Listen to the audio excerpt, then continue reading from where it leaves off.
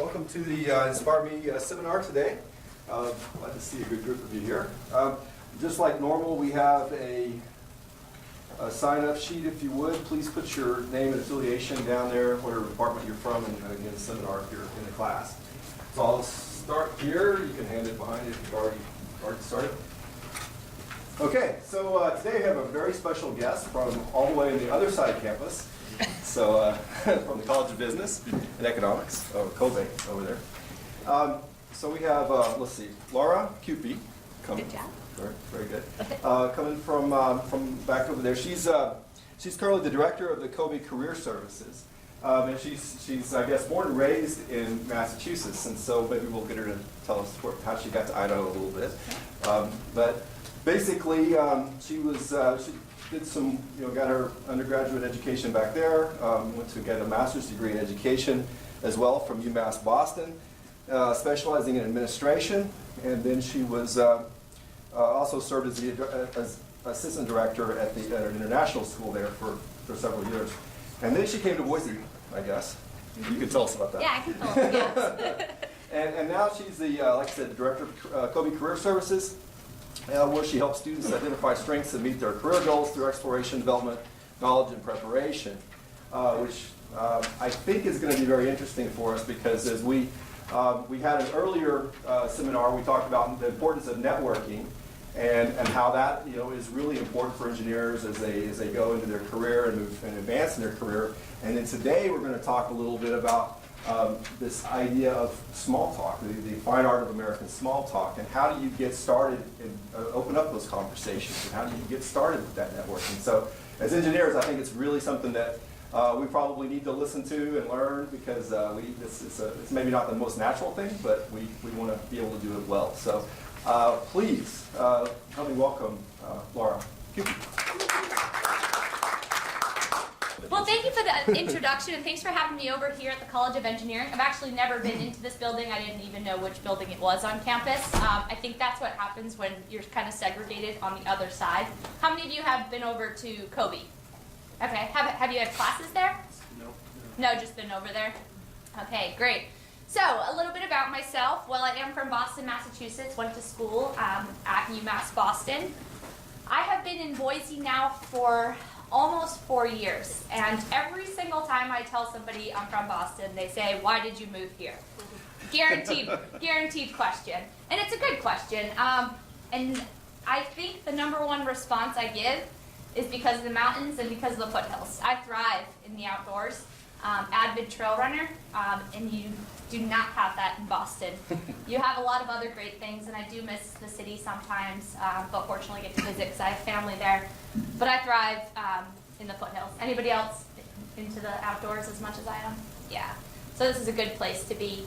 I've been now with Boise State for about 2 years, and I've been I am the director of the Career Center in the College of Business. So I think I just want to touch on that if you don't mind for a second. So the university has a Career Center. I'm sure most of you are familiar with them. They're just over here next to the sub.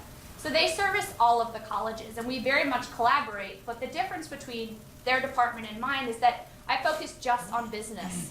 So I work just with the business students and just with the business community. So a big part of my job is helping students grow professionally, helping them with resumes and LinkedIn and cover letters and interviews. But also, I'm out in the community very often building those employer networks and employer relations, and then connecting the two pieces. So that's a little bit about me. Any questions? No? Okay, great. So I do have a presentation here, but, oh, go ahead. Sorry, how do you pronounce your last name? The letter Q and the letter P, QP. Oh, thank you. Yeah, are you seeing it in print right now? Yes. Yeah. Another little fun fact about me, I played field hockey. Anybody not know what field hockey is? You all know what it is?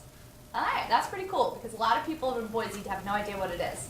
So I played field hockey in college for 4 years, and I was a good player, so I started, and they announced your name over the loudspeaker of the stadium every time. And every time, my last name was butchered. I have been called a number of things.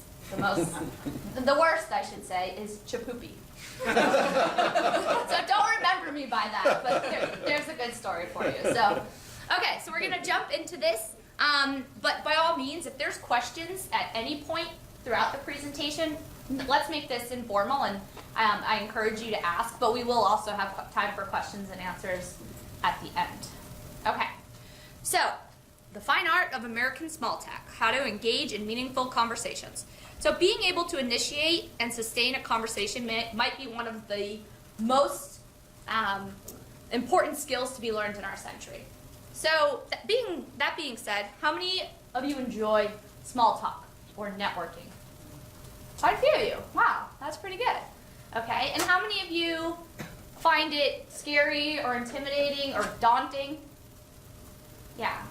I think sometimes it depends on your mood too, right? Like, are you ready to give a lot of energy into a conversation or not? So, by the end of this presentation, you will build your confidence and be able to talk to anyone, start conversations, which is probably one of the most important pieces, build a personal connection within 5 minutes, maintain a conversation, and make a clean getaway. And you know, the reality is that networking can be simple as chatting with a friend or a faculty member. It's just a conversation. So remembering that piece is important. So over 80% of jobs are found on the unadvertised job market. Did you guys know that? Yeah. So a survey was recently done on LinkedIn, and I think they said, hold on, 70% of the people surveyed said that they got the job through being referred to their company. So that's pretty impressive, right? So that means that we've got to do some legwork. We can't just go on to Career Builder or Indeed.com and apply for jobs. It's not how it works anymore, especially here in Boise. I've noticed that networking is crucial here in Boise because we're such a small community. All right. So you all are familiar with the term small talk, right? Yes? I was just wondering, did it used to be more easily accessible to get a job through just submitting a resume online? I think so, yeah. But now I think that there are fewer jobs and more candidates. So I think it used to be the opposite way, but now we have a lot of really qualified candidates who are applying for jobs. So the pool is bigger. So recruiters are trying to say, okay, instead of looking through a pile of 100 resumes, how can I make that pile slimmer? Well, by networking, right? And how often can you really tell anything about a person through their resume? It's hard, right? It's really hard. So I think that personal connection, you're more likely to get an interview, right? Okay, so to make light of this conversation, I have a video for you. I hope you like Ellen. Thank you very much for being here. I appreciate you coming today. And, you know, as you know, I am not just a talk show host. I am also a cover girl.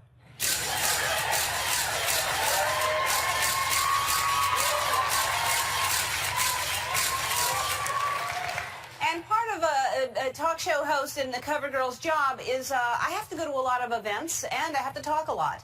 And usually I love talking. I love talking to people. And but, you know, last week I was at this event and I saw this woman across the room, and we didn't know each other, but we caught each other's eye, and we knew of each other because we're both in the biz. And so she starts heading towards me, and I'm thinking, well, here comes small talk, because that's what happens when you don't know somebody. So she walks over, and, you know, we're like, you know, hi, and I'm like, nice to meet you, and she's like, nice to meet you, and how are you? Good. You, how are you? Good. Work, how's work? Great. Work is great. Are you busy? Busy, yes. Well, it's good to be busy. Yes, we're happy to be busy, you know.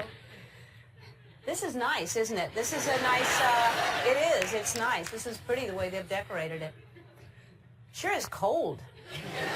Yeah, and outside or in here? Outside, yes, yes. There's cold everywhere. It's cold, so cold everywhere. It's winter.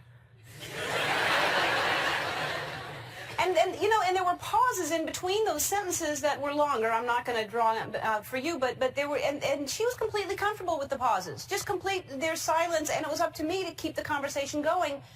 Because I'm a talk show host, is it my job to keep making the small talk? And so then, of course, we're run out of things, so then it turns to traffic, because that's what you do. It's like, you know, did you hit traffic getting here?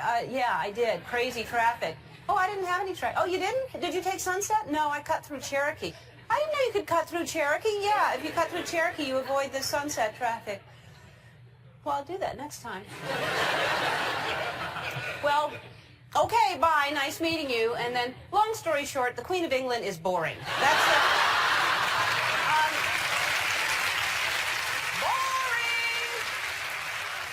Boring! Okay, so here's a few top secrets that make networking fun and easy and effective. Be yourself.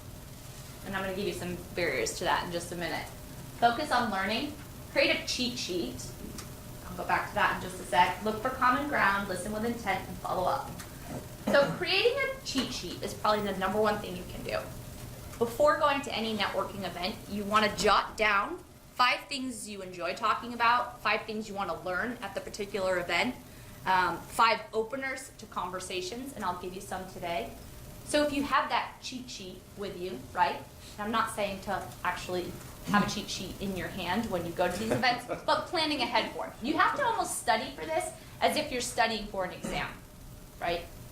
So if you have this cheat sheet with you, it makes you a little bit more relaxed, right? And looking for common ground, that's a good one too. And it's always, if you can find a common interest with someone, then you're more likely to talk about it. Okay, so you enter a room and here's a little cartoon for you. So here's what we're going to do. You're going to look for someone who is not talking to anybody as one option, right? And then you can approach them. Or you can look to a group of individuals and approach them. Whichever one is easier for you to do, okay? So that being said, as you approach, be able to introduce yourself, right? Because if you're going to step into the conversation, you're going to need to be able to introduce yourself. So you don't want to share your entire life story. You want to keep it positive. Provide some context, and you can mix a little bit of personal with professional. So, have you heard of the term elevator pitch?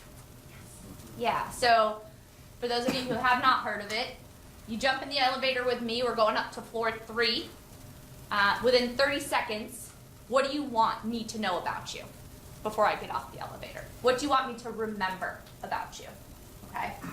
So, this is another thing you can prepare. Think about it. Do you have any skills that are maybe unique? Do you have something that sets you apart? Is there something you're really passionate about? Something you want to make a difference in? Do you have any really great accomplishments? Have you received any awards? What is your selling pitch? What do you want people to know? So I highly encourage you to take a minute, not now, but when you're ready, and create that pitch for yourself. Because you're going to use it throughout your professional career. Yes? So along those same lines, I've had elevator pitches given me a time or two. Oftentimes they come off as overbearing, saying, I am the best person you will ever meet. Yeah. Be wow. Yeah, and I agree with you, and that's a great question. So you want it to be genuine, and that's why I think mixing a little personal with professional is a nice idea. As I mentioned to you guys already, and maybe that's part of my elevator pitch and who I'm about, I'm an avid trail runner. Even at networking events that are unrelated to trail running, I'll be I'll step in and say, hi, I'm Laura, and then I'll begin with something maybe about my background. I'm from Boston, Massachusetts, because that's unique, right? And there's not a whole lot of people here from there, and that's something that people can remember me by. I talk about my job a little bit, what I do really well, and then maybe I'm like, oh, and I love running, right? I guarantee you almost all of the employers I work with at one point or another have heard me talk about running or have seen me in the foothills. And that's sort of like the personal touch I put to it. So I guess you want to be confident in yourself, but you don't want to come off cocky. So there's that balance. Yes? Just something I'm curious about. I've read a lot about making friendships and whatnot. And one of the things that comes up all the time is sharing vulnerabilities as a way that builds group coherence and deep friendships. How does that fit into an elevator pitch? I think I would leave that out.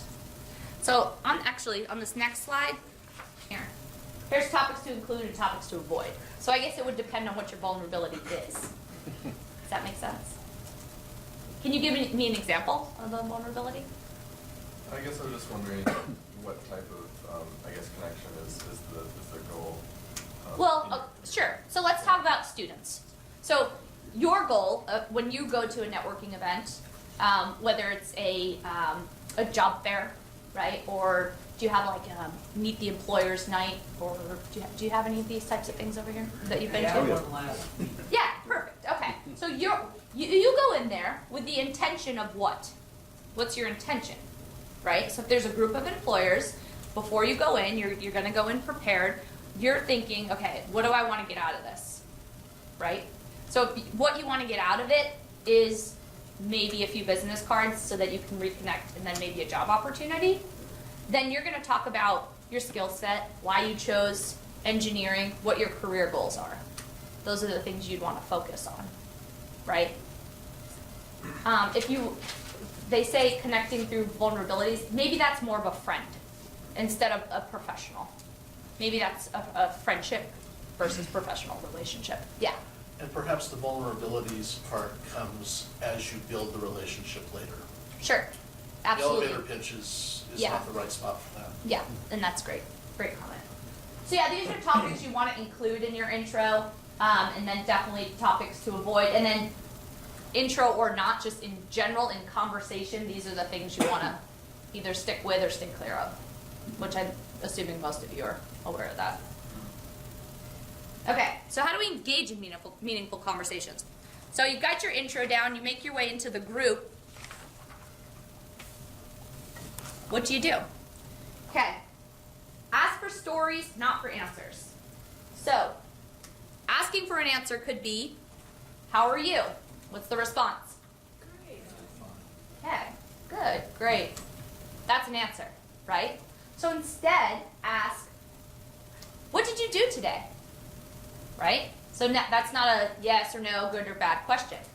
They have to give a little bit more context. So, how was your weekend? Good or bad, right? Instead, flip it around and easily just change it to, what did you do this weekend? Right? So that's pretty simple. Anybody want to give me another example of one? A common one that gets asked? Break the mirror, be proactive. So, I think in the video too, Ellen did this. So, it's a beautiful day, someone says to you, and then you can just say back, yes, it's a beautiful day. No, that does not, it's not an engaging conversation, and that conversation is not going to go anywhere, right? So instead, what could you say? So if someone says to you, it's a beautiful day, what could you say? Yeah. Well, you could actually use that as a you into personal stuff. Like, for example, with you, if they say to you it's a beautiful day, you say, yeah, it's a good day for running, to go into your Perfect. running stuff. Yep, exactly. Yep. So you want to break the mirror, and then it says be proactive, because you're the one running the conversation now. You know, conversations, you remember stories, right? More than anything else. So that's what you're looking for. Okay, so those are my 2 big tips there to keep the conversation going. Okay, but now we're a student, we're at an event, and we want to direct the conversation to job opportunities. You want to bring it up casually though, right? Kind of like what you were saying, you don't want to be too forward about it. So I think maybe asking the professional something along these questions, you know, hey, what do you love about your work? How did you get into your work? What are some interesting problems that are happening right now in the industry? Asking those career-focused questions.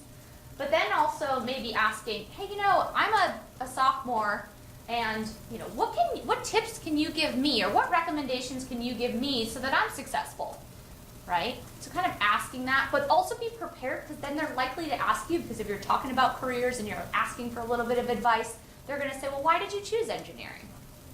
Or what are your long-term career goals, or what are your short-term? So you have to be prepared for those questions as well. So I think a lot of being able to carry a conversation and to do networking successfully is really about being prepared for it.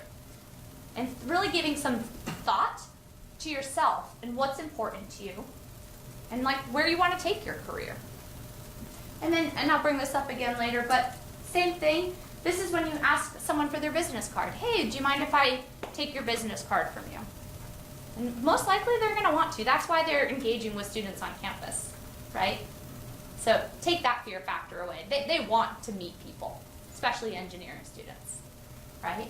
So, hey, may I please have your business card? They hand it to you, and then you could even say, if you wanted to, hey, would you mind if I followed up with you? Or would you maybe be interested in doing an informational interview with me? Do you guys know, or have any of you done an informational interview? It is a perfect segue into a job opportunity. An informational interview is simply at a networking event, you chatted with someone, you say, may I take your card? Then you say to them, do you think we could set up an informational interview?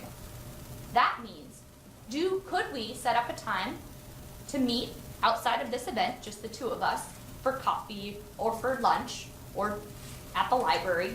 And could I just ask you more about your career and your company and your background? And I would just love some tips about how I can be successful. So the purpose of an informational interview is to learn, right? But kind of it's to get a foot in the door as well, right? But that's never brought up, right? That's just within you that you know this is going to do me a favor in the long run. This is a learning opportunity for me. So you go with the intent just to learn something new. And if you're able to have a good conversation with that person and maybe impress them, they may say to you, we don't have a job opening right now, but we might in a few months. I'm going to keep you in mind, right? Okay, how to politely end a conversation. Sometimes the conversation is kind of, rewind is being pressed and replay, right? So you need to end the conversation. So you have to do it politely. Here's some tips right here.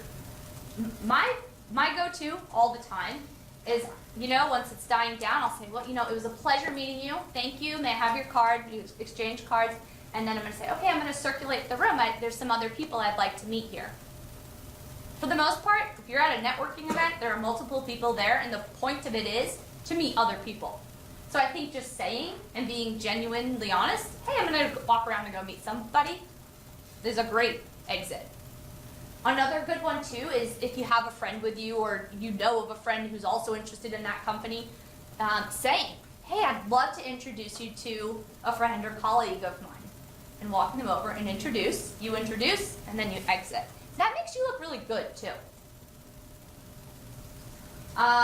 If there's food, you could say, oh, I'm going to go grab a drink or snack. Simply say, please excuse me, it was great chatting with you. And then I've got another clip for you. Yeah, this has got disaster written all over it. How did I ever let you talk me into this? I must have been out of my mind. Now listen, let's keep an eye on each other tonight.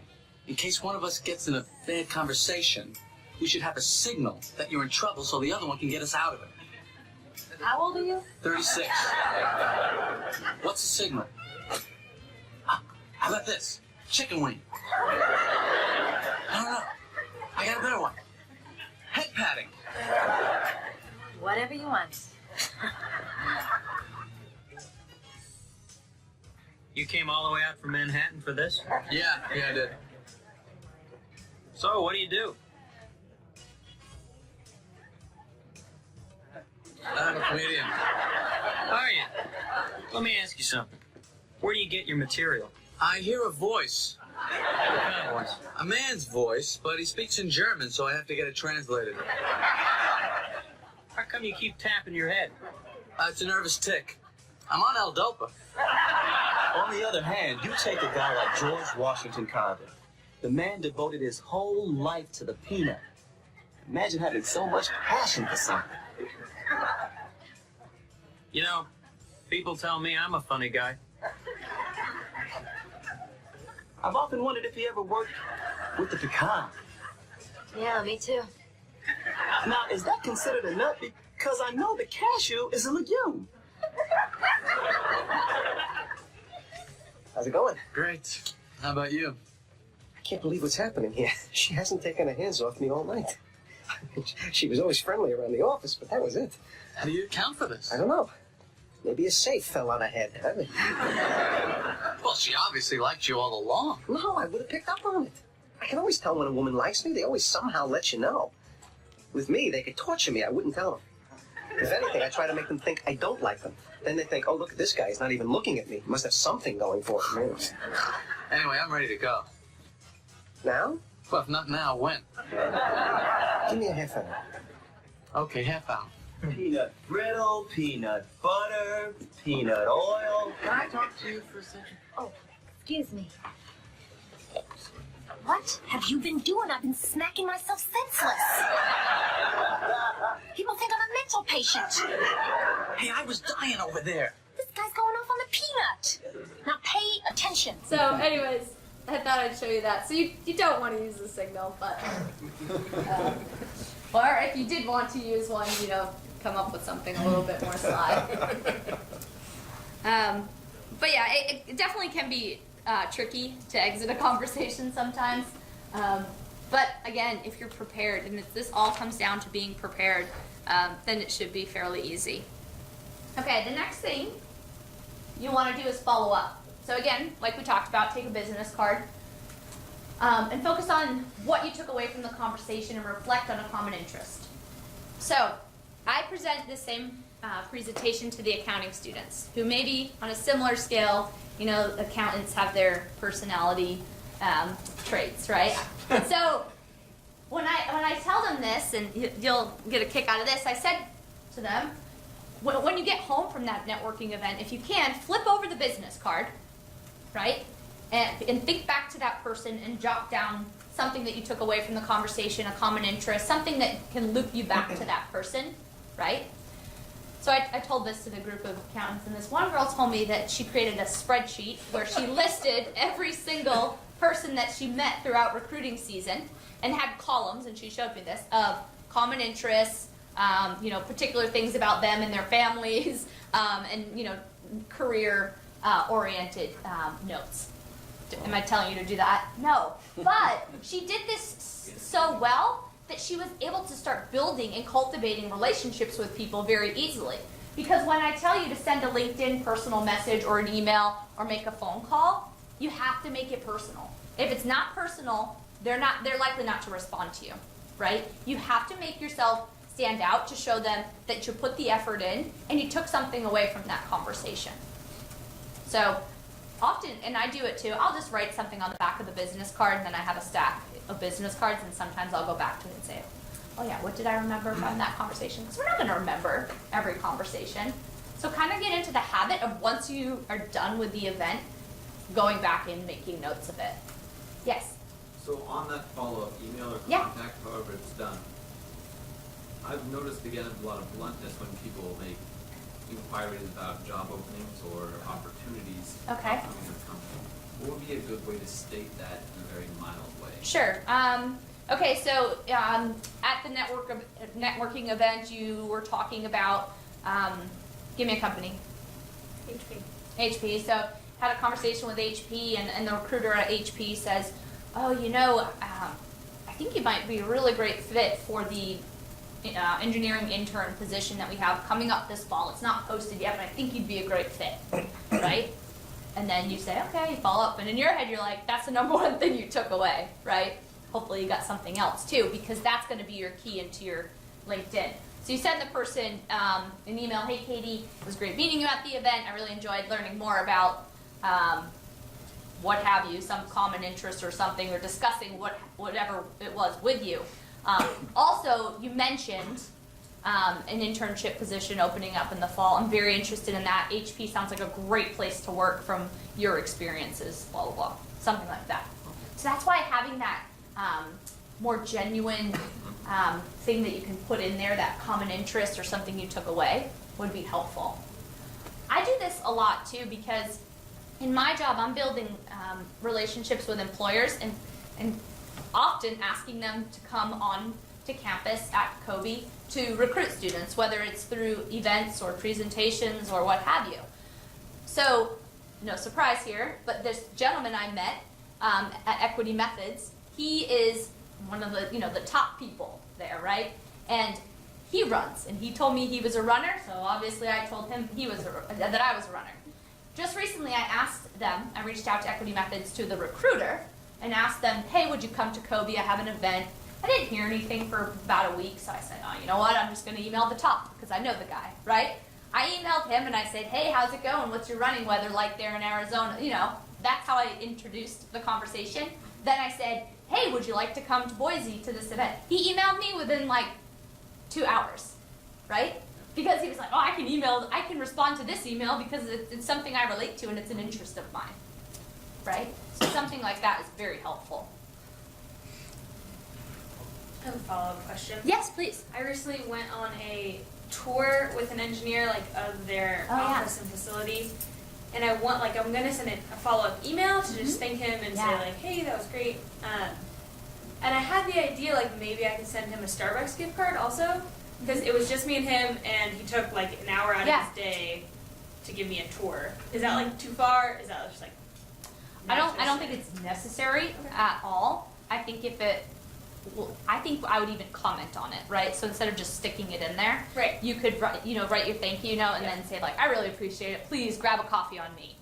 Right? So you're breaking down, like, the barriers. Yeah. I think that's a really nice idea. It definitely makes you stand out. I know they're going to appreciate it, but if you didn't do it either, it doesn't matter. Well, let's say it makes you stand out. Yeah. But I'm not telling you that you have to do that by all means. But following up with those informational interviews and those, a tour or any time you feel like a thank you is noteworthy, it probably is. Especially after interviews, that's a whole nother conversation. But just these little one-on-ones, those are really important to, say thank you to the professionals because they're taking time out of their day to, introduce you to something. Yes? On the reverse side of that, the recruiters will also remember their conversations with you, and they'll be trying to keep track of who stood out to them in their conversations. And so if you say that you're going to do something, that you're going to get back to them if you're going to do it, they're going to be waiting for it. And if you don't, that will also make an impression on them. Yeah, that's a really good point. Yeah. Yeah, networking definitely, takes some time, but you have to think about it that you're putting in all this effort because ideally you want to get connected to the job or the career that you're working hard towards.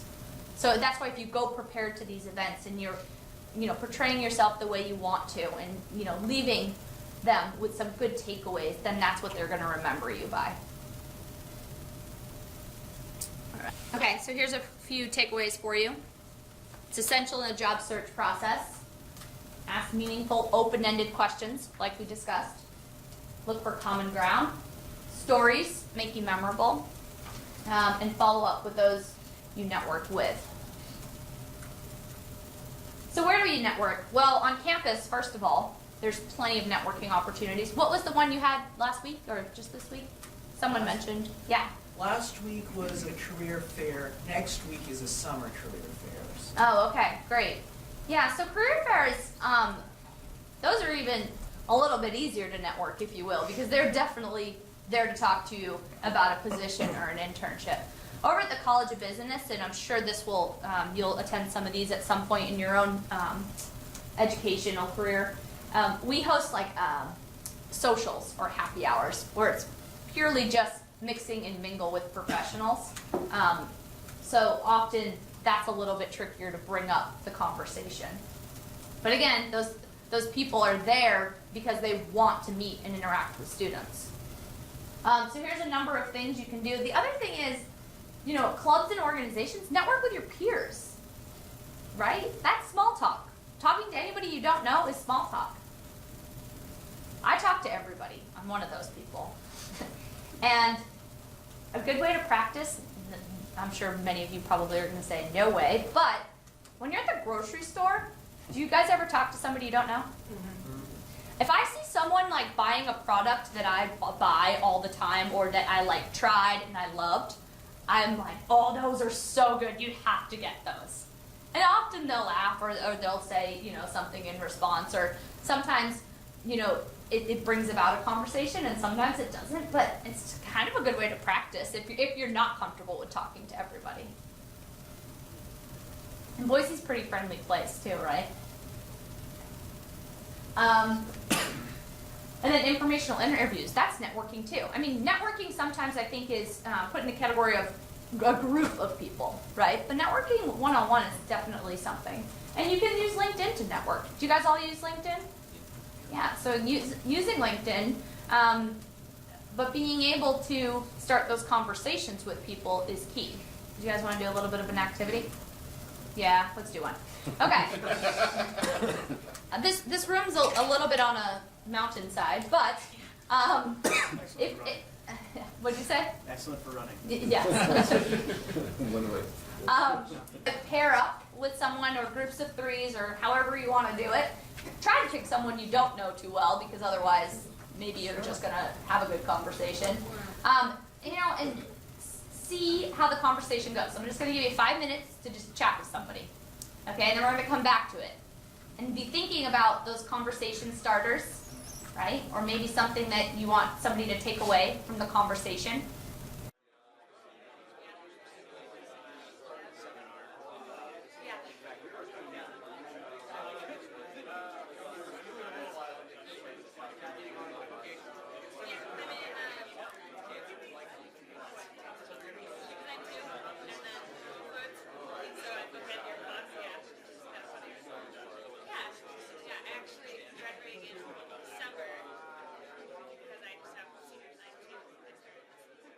All right, so I'm going to ask you to share a little bit, so please help me out.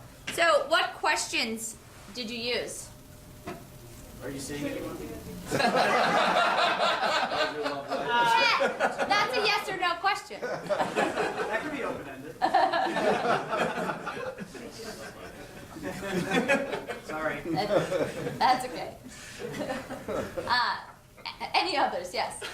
Asked a little bit about what he was doing for school, what his plans were after school, what type of ME he was focusing in on. Yeah, good. What did you find challenging, or if anything? And I know this is kind of a little bit easier because we're all students here. Yes? The room's volume. Oh, yeah, that can happen.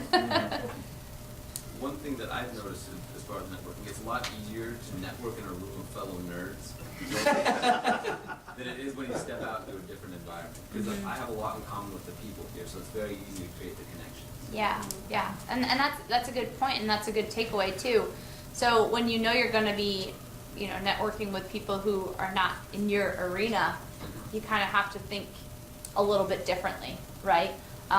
Or really go prepared with those questions. Do you think that those tips I gave you about being proactive and breaking the mirror and asking for stories done, do you think those are helpful? Yeah. Like, do you think when you go to a networking event, you'll be able to keep that in mind and it will help you carry on a conversation and engage in a meaningful conversation? What did you find anything in common with your partner? Yeah. Cycling. Okay. And did you know that before? No.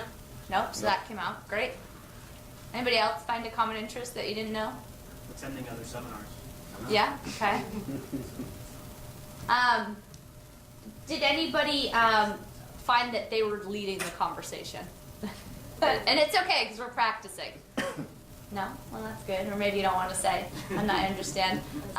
Something to also keep in mind is, you sometimes do need to take the lead in the conversation, but make sure in doing that, you're asking a lot of questions, right? I think sometimes people like to talk about themselves and they keep going and going. Have you ever sat there and talked to someone and not once did they pause and ask you a question about yourself? Right? That happens a lot. So being mindful of that is really important. And if people do that to you, sometimes you just got to give your own plug. Oh, you know what I did this weekend? Even if they didn't ask. But don't be that person. Be intelligent about that. Have some emotional intelligence, which is a whole nother presentation. When we did our seminar on networking a few weeks ago, one of the panelists said, be interested, not interesting. Yeah, and brilliant. So ask a lot of questions, and they talked about how when they were at the career fair, that you get the same questions over and over again, and the one that they remembered the most was when they came up and talked about football and really never talked about things. And then this person made an impression on them. Yeah, that's great. Yeah, so anytime you can set yourself apart. And, I'll tell you all this, and I'm sure it's no secret. Engineering students are sought after, right? I went to the career fair, and I'm looking for opportunities for our business students. And I would say, 80% of that career fair was after engineering students, right? Yeah, you guys are in a really strong industry. So set yourselves apart and have that personality too, and show that you're able to carry a conversation, and you'll definitely, get hired and get looked at. Yeah, you've got a real shot. So again, just put the time and effort into it. So I think on one of the first slides, I said just make a cheat sheet for yourself. 5 things you want to learn at whatever networking event you're at, right? Or 5 things that you want to talk about. 5 things that are your top skills, your elevator pitch. Then it makes it so much less daunting, I think. Okay, any other comments or questions? This is a problem that I run into frequently, is that I just run out of stuff to talk about. Mm-hmm. Any ideas for how to handle that? Sure, Maybe so just- that's maybe when you need to recognize that it's time to exit the conversation. Right? So if you've talked about everything that you can talk about with somebody, and let's face it, I mean, we're humans, so sometimes we're not going to make really great connections with certain people. That's going to happen, right? So maybe recognizing, okay, we've talked about what we can, I've kind of gone through my list, I'm not going to stand here awkwardly, I'm just going to instead say, well, it was a pleasure meeting you, I'm going to circulate the room, enjoy the rest of the event, or maybe I'll bump into you later. Right? I think maybe having that intelligence of, okay, it's time to end the conversation. Any other questions? That was a good one. Yes? Can you go to your takeaway slide? I didn't get all of those. Yeah, sure. I think you're going to share this with these guys too? So a lot of times people introduce themselves and then they start talking and I focus so much on what they're saying so I can make my response that their name kind of evaporates. Oh, yeah. Do you have any tricks Oh. for retention? I'll tell you right now, I'm the worst person with names. Awful. Awful. But what I try to do is I try to say their name back to them, right? So sometimes though you miss it, but if you're really cautious of it, you can try to pick their name up. So then when you respond back to them, you use their name in the sentence or you know whatever you're saying. If you miss it at the beginning, I think you just miss it. I don't think there's any going back to it at that point. But hopefully you've grabbed their business card, and that's when you can remember it. Yeah. Does anybody have any name tricks? Yeah. I like you try to say their name very quickly after it. Yeah. If I don't recognize it or didn't catch it well, I think that it says a lot about your interest in them to stop and say, okay, let me see, your name is pronounced Town? Yeah, that's or I didn't great. catch your name. It really does cement that, and then it cements it for you too. Yeah, it does. It absolutely does. That's a great tip. Yes. At the end of every conversation, just to reinforce my name and their name, I always ask them for their name again, and then say, thanks, Kyle, have a good day. Yeah. I mean, that's not bad either. Once you wrapped it up, just say again, my name is Laura, and what was yours again? I mean, sometimes that happens too, especially at a large networking event when you're meeting people over and over. One thing I do is if I find that I missed their name early on, if it's later on and there's like some reason for me to like write it down, I just ask them, hey, how do you spell your name? So when they spell it out, I can just kind of reverse it. That's actually a pretty good way to, yeah, if you're going to write it down, right? I mean, yeah, why not? Also, it's polite because it also shows that you're concerned about spelling it correctly. Sure. Yes. I don't know if this question fits into. So like, what if you're in a conversation with somebody and it's mostly just about like things you're interested in? Like, is that okay if the conversation is mostly about like who they are, who you are, what you're interested in, or is it like better to bring it back to like the company and like stuff that they're doing, or? Yeah, that's a really good question. I have a really good example of that and it's in my personal life or professional life. I meet with a lot of employers, and sometimes being a small town, you know, I've gone for a run with them before, or I've gone to a Boise Young Professional event with them. So I sort of already know them.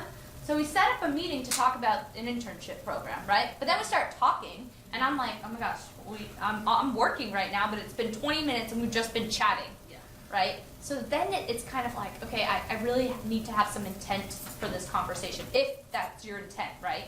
So just say, okay, and sometimes depending on the person, you can just say, okay, so the reason we met, I really want to talk about this because I'm excited to hear about this internship that your company's offering. Yeah. Right? Sometimes you have to bring it up. But again, I think it goes back to what's the intent? What do you want to take away from that conversation? If it's just to meet someone and to chat, that's fine. If that's the way the conversation goes, that's okay. But if you have a different agenda, then you kind of have to shift gears. That's a good question. Yeah. So at a job fair, are the jobs available there counted as part of the 20% of published jobs, or are those part of the 80%? Yeah, that's a really good question. My personal opinion, I would say that's part of the hidden network because they're coming to campus. But also, a lot of those then become public knowledge, right? Because you can find them on their website. I think what that 2080 is getting at is that you really cannot just go on a job board nowadays and not be like this the only source you can use, right? I think that's what it's saying. Like there's all these other jobs in the hidden market, right? Or jobs that they might post them on their company website, but they're not posting them on like a generic job board. But how do you know to go to that company's website unless, well, you've taken the initiative because you're after that company or you've met someone who's referred you to the company's website or to the company, right? I mean, I'm sure you have your sources too of, you know, what you want to look out for. But most commonly, they're just found through having conversations. And it's great too if you can find a job before it gets posted, right? So my network right now can pretty much only produce sideways job groups.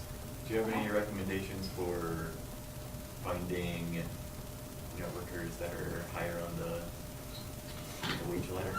Yeah, sure. So are you currently employed, you're saying? Yes. And may I ask where? A hotel. Okay, so your connections are just this way, you're saying? And you've never met anybody up above. Are you talking about my... Like the people you're saying, how do you make a move upward? So have you met somebody who's a manager? Or do you know of someone who's a manager? I work the night shift, so I see the managers like once every 6 months. Okay. Because my advice would be to approach that person, right? Or ask maybe somebody in your network if they know, just let's say a manager is above you, just for example. Say, hey, do you happen to know such and such? Or if they can connect you, great. If you don't, I think you have to make kind of a cold call, if you will. And that's going out to the manager, whether it's stopping by their office, if they've got office hours, or shooting them an email or a phone call, and introducing yourself. Maybe they don't even know who you are, right? Because that's sometimes how it works. And say, you know, hey, I'm Laura, I'm working at the hotel, and actually really loving this job, but, you know, I'm curious about how to move up in this industry, and I'd love to pick your brain and maybe set up an informational interview with you. That could be a segue, right? Because then you can kind of learn from, oh, well, how did they move up in the company? Does that make sense to you? Yes. Yes? No? I'm looking to get into a different industry. So Oh, different industry. Feels a little bit awkward. Oh, okay. Different industry. Well, you have this network outside of your job. Don't just think of your network within the company that you're at, right? You have to think of this network as well. At Boise State, that should be a very big network. And you can go on to LinkedIn too, and if someone's connected with you, you can ask for an introduction. That's really appropriate to do too. Or if you find someone at a certain company that you're looking to, you know, just have a conversation with, that's when you set up that informational interview, because you don't know what it's going to lead to, but if anything, it's going to be a learning opportunity for you. So Yes. the takeaway I get from that is you can't be afraid to be bold. Yeah, you can't be afraid to ask for a conversation, yeah. So it's just a conversation. And I really do believe that most professionals, especially successful professionals, they want to have conversations with students and young adults because they want to help them get to where, you know, they are. And I guarantee you a lot of those successful individuals had mentors themselves, right? Or had somebody that helped them climb the ranks. So a lot of them are really, you know, willing to work with students. Well, thank you so much for inviting me to come over to the College of Engineering. Now I know where it is. You'll have to come back again. Yeah, and I didn't say it. I hope that didn't come off as snooty. I kind of stay in that area, and I actually have not been into many of the other colleges. So this was a great opportunity, and it was nice not to present to business students, but a new audience. You have a career. Do you have a career advisor? A designated one? Well, I guess Oh. we could you know, Yeah, we'll give you I- another hat to wear. Yeah, I thought you had somebody that you could go to, yeah. Well, and what was your name? Leandra. Leandra, so you Yeah, have you guys Leandra, so she far. can help you with career professional advising. Yep, as well as the Career Center, and then I'm always a resource too. I know I work at the College of Business, but once in a while I'll get an engineering student or a health science student, and so be it. I don't want to turn anybody down, so. And I think that was it. So thank you guys so much, and I hope you have a good day. All right, well, thank you for coming. Yeah. Appreciate it.